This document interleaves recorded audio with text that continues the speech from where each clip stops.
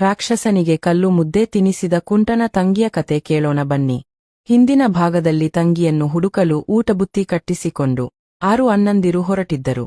ದಾರಿಯಲ್ಲಿ ಎಲ್ಲರಿಗೂ ಹಸಿವಾಗಿ ಊಟ ತೆಗೆದು ನೋಡಿದಾಗ ಇಡ್ಲಿ, ದೋಸೆ, ಚಿತ್ರಾನ್ನ, ಪುಳಿಯೋಗರೆ ಎಲ್ಲ ಹಳಸಿ ಹೋಗಿತು. ಆದರೆ ಕುಂಟನ ರೊಟ್ಟಿ ಹಾಗೆ ಇತ್ತು. ಅವನು ತಿನ್ನುವುದನ್ನು ನೋಡು, ಎಲ್ಲರೂ ನಮಗೂ ಹಸಿವಾಗಿದೆ, ಕೊಡು ಎಂದು ಬೇಡಿ ರೊಟ್ಟಿ ತಿಂದರು. ಮುಂದೆ ಹೊರಟ ಅವರಿಗೆ ಒಂದು ಕತ್ತೆ ಕಂಡಿತು. ಅದನ್ನು ಕುಂಟ ಹೋಗಿ ಆ ಕತ್ತೆ ಹಿಡಿದು ಬನ್ನಿ, ಅದರ ಮೇಲೆ ಕುಳಿತು ಬರುತ್ತೇನೆ ಎಂದ. ಮಿಕ್ಕ ಸಹೋದರರು ನಿರಾಕರಿಸುತ್ತಾರೆ. ಆಗ ಕುಂಟ ಕತ್ತೆ ತನ್ನಿಲ್ಲ, ನನ್ನ ರೊಟ್ಟಿ ಕಕ್ಕಿ ಎಂದು ಕೇಳುತ್ತಾನೆ. ಇವನ ಮಾತಿಗೆ ಶರಣಾಗಿ ಹೇಳಿದಂತೆ ಮಾಡುತ್ತಾರೆ.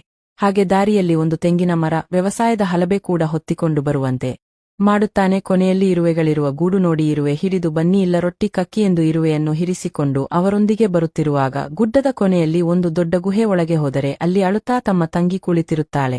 ಅಣ್ಣಂದಿರನ್ನು ನೋಡಿ, ಅಯ್ಯೋ ರಾಕ್ಷಸ ಮಲಗಿದ್ದಾನೆ, ಬೇಗ ಅಟ್ಟದ ಮೇಲೆ ಹೋಗಿ ಅವಿತುಕೊಳ್ಳಿ, ಅವನು ಎಚ್ಚರವಾಗುವ ಸಮಯವಾಗಿದೆ ಎಂದು ಎಲ್ಲರನ್ನೂ ಅಟ್ಟಕ್ಕೆ ಕಳಿಸುತ್ತಾಳೆ. ನಿದ್ದೆಯಿಂದ ಎದ್ದ ರಾಕ್ಷಸ ಮನುಷ್ಯರ ವಾಸನೆ ಬರುತ್ತಿದೆ, ಯಾರು ಹೊಸಬ್ಬರು ಬಂದಿದ್ದಾರೆ ಎಂದು ಕೂಗಾಡುತ್ತಾನೆ. ಆಗ ಅಟ್ಟದಲ್ಲಿ ಅವಿತಿದ್ದ ಕುಂಟ, ಓ ಚಿಕ್ಕ ರಾಕ್ಷಸ, ನಾನು ನಿನಗಿಂತ ದೈತ್ಯ ರಾಕ್ಷಸ, ನೋಡು ನನ್ನ ಕೈ ಎಂದು ತೆಂಗಿನ ಮರದ ನೆರಳನ್ನು ಗುಹೆಯ ಗೋಡೆ ಮೇಲೆ ಬೀಳಿಸುತ್ತಾರೆ. ಅದನ್ನು ನೋಡಿದ ರಾಕ್ಷಸ, ಅರೆ ಎಷ್ಟು ದೊಡ್ಡ ಕೈ ಅಂದುಕೊಳ್ಳುತ್ತಿದ್ದಂತೆ ಹಲಬೆಯನ್ನು ತೋರಿಸಿ, ನೋಡು ನನ್ನ ಹಲ್ಲು ಎಂದಾಗ ರಾಕ್ಷಸ ಹೆದರುತ್ತಾನೆ.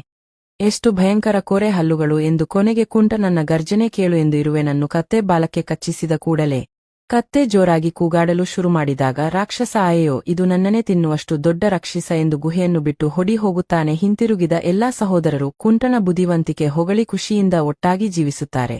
ಇದಾಗಿತ್ತು ವಿಕಲಚೇತನನಾಗಿದ್ದರು ಬುದ್ಧಿವಂತಿಕೆಯಿಂದ ಮೂರ್ಖ ರಾಕ್ಷಸನಿಂದ ತಂಗಿ ಕಾಪಾಡಿದ ಅಣ್ಣನ ಕತೆ.